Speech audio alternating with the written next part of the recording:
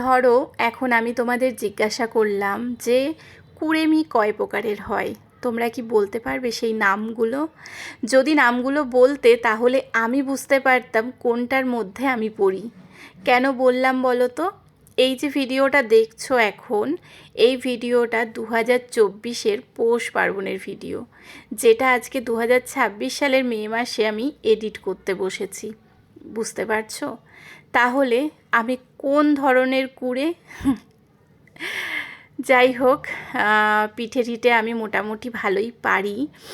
আর আমার সঙ্গেও কিন্তু মা সব সময় পিঠে বানানোর সময় ঠায় বসে থাকে রান্নাঘরে। ভীষণ মজা পায় পিঠে বানালে, মা খুব আনন্দ পায়, পিঠে খেতে ভীষণ ভালোবাসে মা।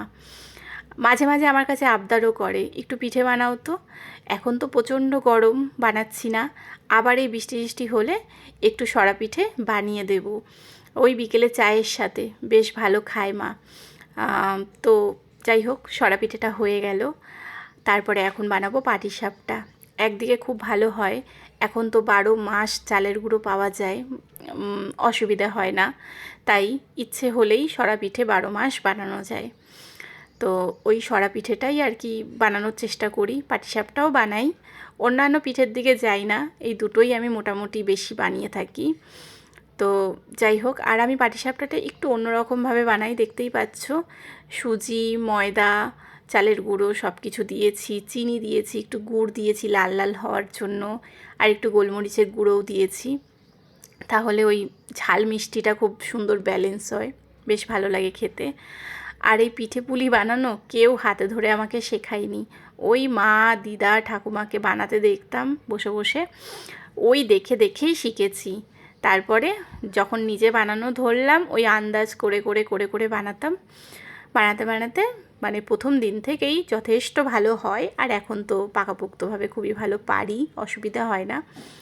আর এই যে একটা ওষুধের খোলস খালি নিয়ে নিয়েছি, পিঠেটা ছড়াতে সুবিধা হবে, বেশ পাতলা পাতলা হবে সেই জন্য। তো আগে তো খেজুর গাছের ওই চাটাই তৈরি করে নিয়ে সেটা দিয়ে হতো, এখন তো আর পাওয়া যায় না কারো বাড়িতেই, এখন খেজুর গাছ দেখা যায় না।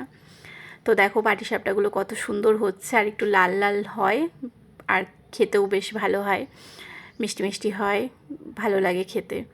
তো চলো, পাটিসাপটাও তৈরি।